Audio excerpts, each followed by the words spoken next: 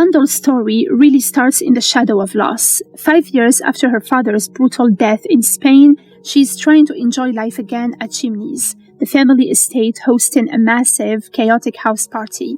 She jokes with her mother, mingles with guests, and bumps into familiar faces, including Ronnie and Bill, who are clearly up to something suspicious involving alarm clocks.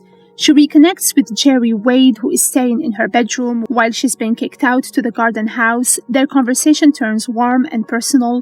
He reminisces about her late brother Tommy, flirts openly, and hints that he plans to ask her something important the following Tuesday. Bundle walks away genuinely hopeful, convinced her life is finally moving forward. The next morning destroys all of that. When the alarm clocks start ringing non-stop, Bundle pushes past the staff and heads upstairs, only to find Jerry dead in his bed. Almost immediately, people start floating the idea of suicide. Bundle shuts that down. Jerry was making plans, he was happy, he was going to see her again. As the house empties and grief settles in, Bundle starts noticing things that don't add up: clocks still on the mantelpiece, a pen and a water ring on Jerry's desk, and eventually a disturbing letter Jerry wrote to his stepsister, warning her to forget something called 7 dials. That's when Bundle fully commits. This isn't an accident, this isn't suicide, someone staged this. She digs deeper, questioning Ronnie, Treadwell, and the maid Emily, and pieces together something chilling. There was supposed to be 8 clocks hidden in Jerry's room, only 7 were found. The 8th turns up, broken on the lawn, meaning someone entered the room after the prank and before Jerry was discovered. By the end of the episode, Bundle isn't just curious, she's in real danger. Despite her mother's pleas, she decides to go to London herself, and on the road there, the case turns deadly. When she finds Ronnie shot in the middle of the road, with his last breath, he tells her one thing: tell Jimmy Thesiger 7 dials. Jerry starts the episode alive, charming, and deeply woven into Bundle's life. He's a war hero, a foreign office man, and someone the Caterham family trusts completely. He flirts, jokes, and talks about the future, including a dinner date that strongly suggests a proposal is coming. That's what makes his death so unsettling. He supposedly sleeps through 8 blaring alarm clocks and dies from an overdose of sleeping draft, but everyone who actually knew him insists that makes no sense. Jerry was famous for sleeping like a rock naturally. He didn't need medication. The real key is his final letter to his stepsister Lorraine. In it, he panics over mentioning 7 dials, begging her to forget he ever spoke about it. Whatever 7 dials is, it terrified him and likely got him killed.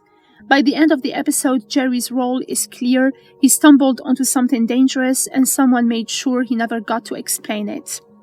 Ronnie and Bill come off as harmless troublemakers at first, planning a joke to finally force Jerry out of bed before noon. They hide alarm clocks all over his room and feel proud of themselves until that prank becomes the centerpiece of a murder scene. Later, Ronnie drops the most important detail of the episode: they hid 8 clocks, not 7. That missing clock, the one Bundle finally finds on the lawn, proves someone else interfered. Ronnie realizes just how bad this is and agrees to quietly help Bundle, even promising to attend the inquest with her. On the road to London, Ronnie is shot and left to die. His last words pass the investigation forward, pointing Bundle toward Jimmy Thesiger and confirming that 7 dials isn't just a clue, it's a warning. Lady Coote presents herself as polished and untouchable, but cracks quickly show. Through Emily the maid, Bundle learns that Lady Coote handed out an extremely strong sleep-in draft, brushing off concerns and demanding better work in return. Emily swears she never gave it to Jerry, and worse, the bottle vanished from her room on the night of the party. When confronted, Lady Coote turns cold and dismissive, refusing responsibility for what happened. Her attitude only deepens Bundle's suspicion that powerful people are hiding behind privilege while the truth gets buried. Superintendent Battle barely speaks but is everywhere, watching, following, making phone calls that mysteriously route straight to Scotland Yard. Bundle notices him more than once, and when she tries to track one of his calls herself, it only confirms that the authorities already know this case is bigger than it looks.